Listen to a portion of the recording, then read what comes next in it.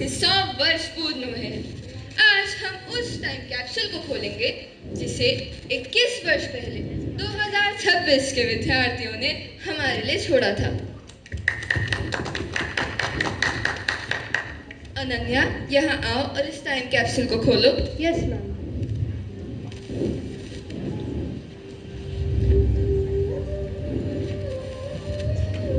एक तिरंगा, एक मुट्ठी मिट्टी और एक चिट्ठी भी। चिट्ठी? पढ़ना तो इसमें क्या लिखा है?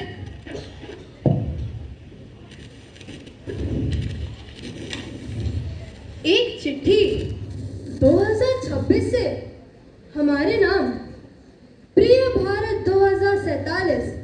जब तुम ये चिट्ठी पढ़ रहे होगे तब शायद मैं बड़ा हो चुका हूँ। मुझे नहीं पता मेरा भारत कैसा होगा, लेकिन मैं चाहता हूँ कि कोई बच्चा भूखा ना सोए, कोई बेटी डरकर घर ना लौटे, नदियाँ साफ हो, लोग ईमानदार हो और हर भारतीय अपने देश पर गर्व करे। अगर ऐसा हो गया हो तो कृपया मुझे बताना कि यह चमत्कार कैसे हुआ। तुम्हारा मित्र आरव।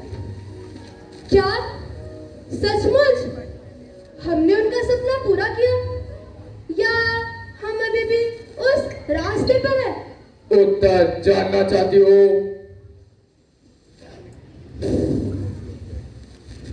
मैं समय हूं। मैं अतीत और भविष्य दोनों का साक्षी हूं। क्या मैं जान सकती हूँ कि भारत यहाँ तक कैसे पहुंचा? हाँ, लेकिन इतिहास किताबों में नहीं, लोगों के कर्मों से लिखा जाता है।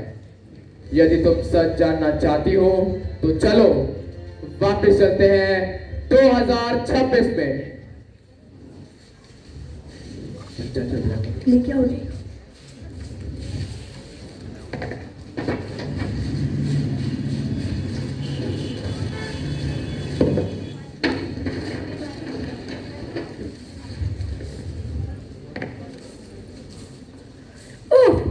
होमवर्क, प्रोजेक्ट, परीक्षा, ऊपर से मम्मी कहती है मोबाइल छोड़ दो। अरे मोबाइल नहीं होगा तो दुनिया कैसे चलेगी?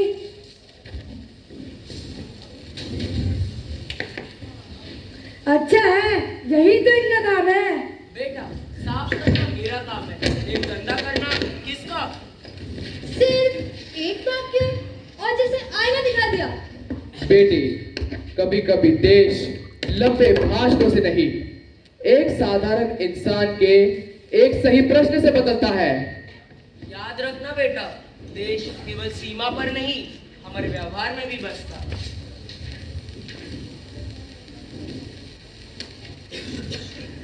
मुझे माफ कर दीजिए।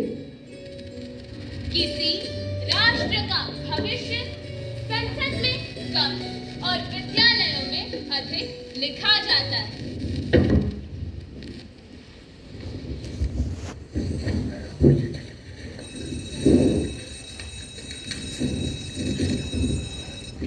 बच्चे परीक्षा देकर बाहर निकल रहे हैं। अरे इस बार तो पेपर बहुत आसान था।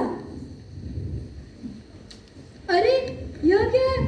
इसे कहते हैं शॉर्टकट, जो मंजिल तक जल्दी पहुंचाने का वादा करता है लेकिन चरित्र को पीछे छोड़ जाता है। आरव, यह कागज तुम्हारा है? जीवो मैंने बस एहतियात के लिए रखा था, देखा नहीं। बेटा, गलती से बड़ी उसे छिपाने की कोशिश होती है। तुम बताओ, अगर आज तुम अपने आप से झूठ बोलोगे तो कल देश से सच कैसे बोलोगे? मैडम, मुझे माफ कर दीजिए। आज मैंने समझा ईमानदारी केवल परीक्षा में नहीं, जीवन में भी जरूरी है। याद रखना, 2047 का भारत केवल नई मशीनों से नहीं, सच्चे इंसानों से बनेगा।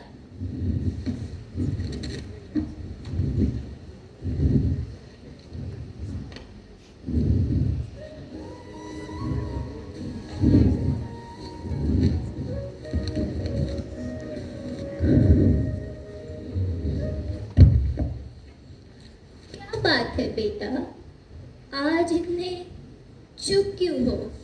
दादी, क्या सच बोलने से हमेशा नुकसान होता है?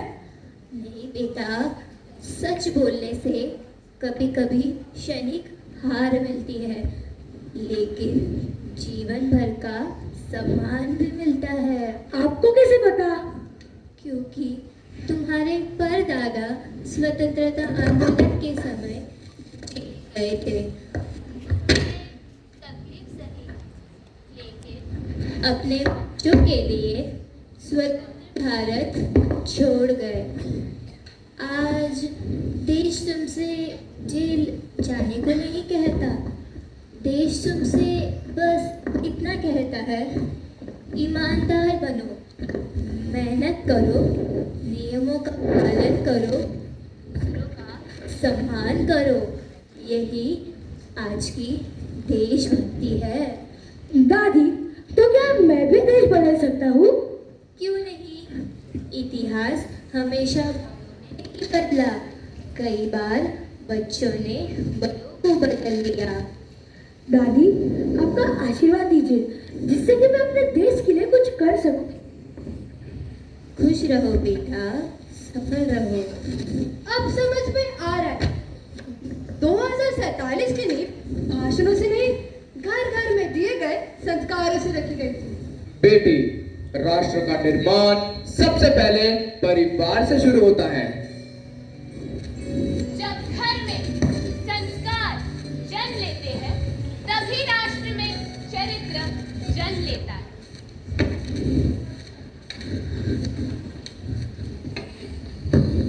अनन्या, तुमने देखा, एक बच्चे की आदत बदली, एक परिवार की सोच बदली, लेकिन क्या इतना काफी था?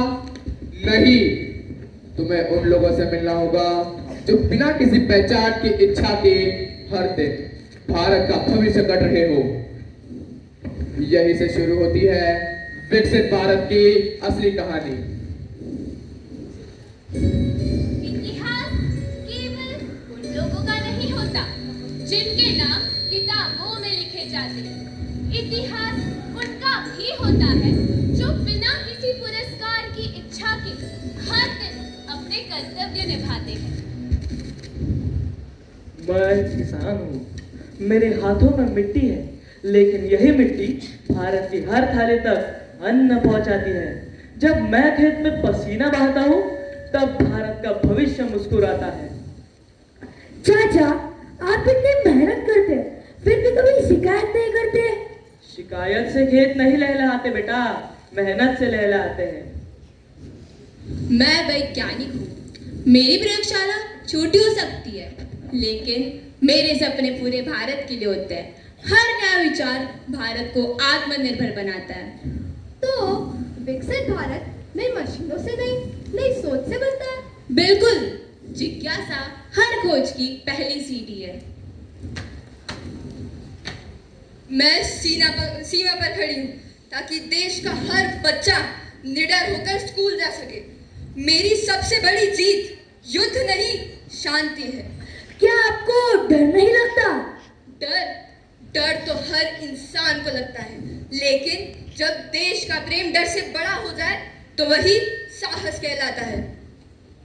मैं अन्न दूंगा, मैं ज्ञान दूंगी, मैं सुरक्षा दूंगी। और इन तीनों को सफल कौन बनाएगा? एक जिम्मेदार नागरिक।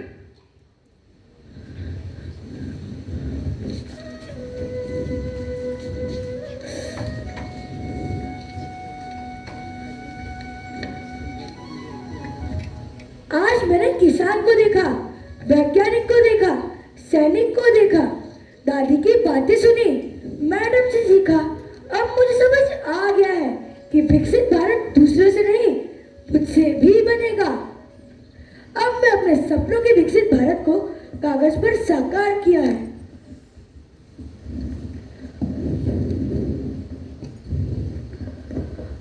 अब मेरी चिट्ठी मैं अपने टीचर को दूंगा।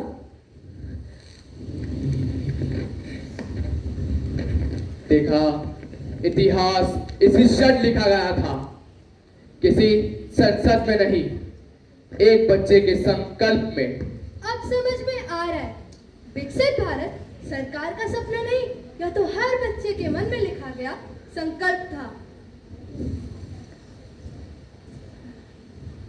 एक चिट्ठी सिर्फ कागज नहीं थी, वह एक पीढ़ी का वचन दूसरी पीढ़ी के नाम।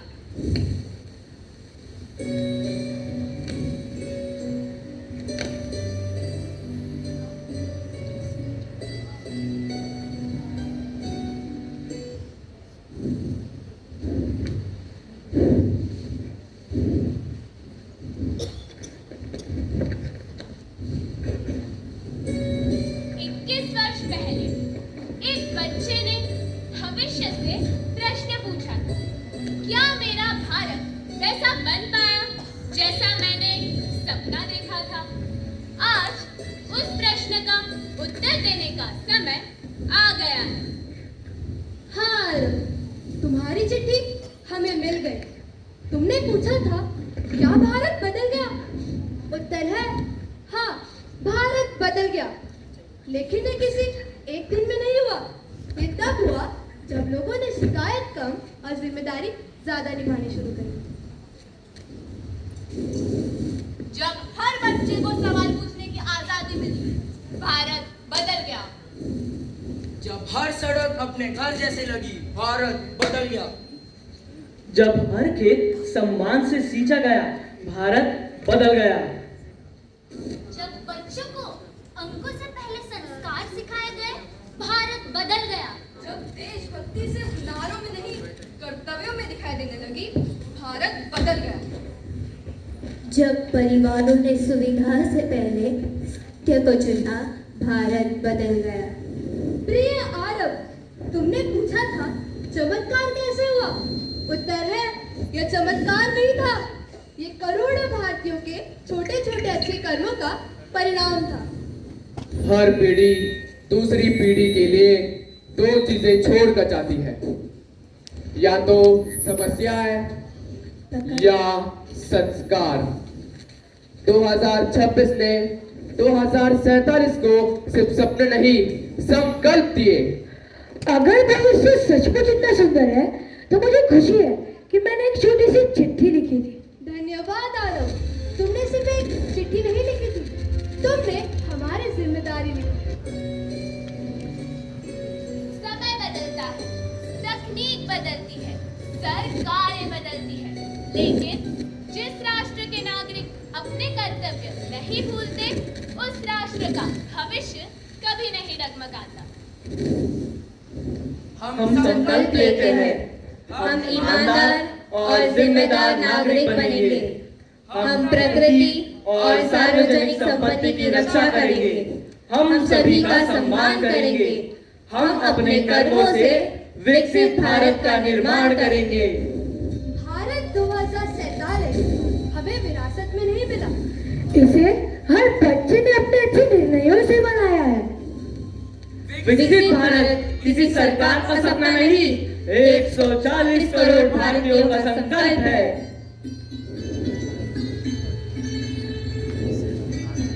वंदे मातरम। भारत माता की जय। जय